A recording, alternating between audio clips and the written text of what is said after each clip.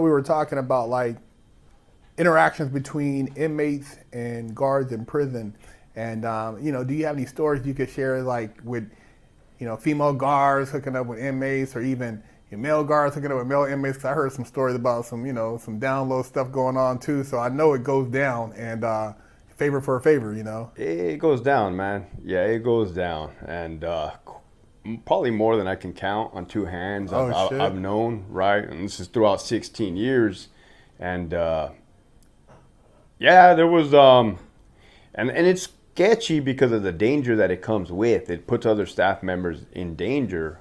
There was a lady, she was a CO one time in the building, and apparently she was working that building for years, like probably 5+. And yeah, the inmate in there also in that housing unit for probably 5 years plus. So, and it happened one time, like, so how it is on our side, we'll just start catching wind or little things here and there, right? But we're never gonna like capture them ourselves. Right?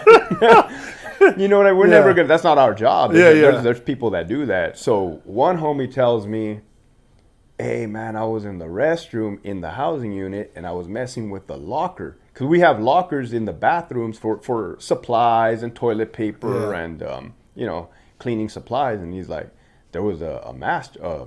One of those combinations lock, and I yanked on it and it opened up. I'm like, "What'd you find in there?" He's like, "Subway sandwiches, tobacco, like a jar of jalapenos, cell phones." And I'm like, "Oh, bro, like, hey, call squad. That's our investigative unit, ISU." He's like, "Oh, yeah, I already did. They told me, like, hey, just pump the brakes, put the lock back on there. We're already watching her, so don't spook her or nothing." But that's kind of like... It's an investigation. Yeah, ongoing. So you kind of have to catch them in the act, or they just got to have all their homework and all their ducks in a row before. I mean, because it's a pretty serious allegation that you're bringing in contraband. But the reason I said it was dangerous, because one of my good friends, man, he was a yard cop, solid dude.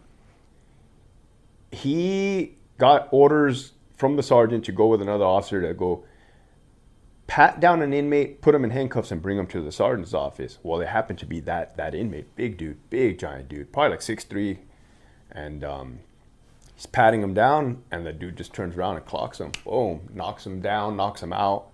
Dude pulls out the cell phone that he had probably in his waistband, starts trying to flush it. Well, now everybody's fighting, alarms blaring, and they get that cell phone. Yeah, there's topless pictures of that female guard in there, shit. but like, that's just one example.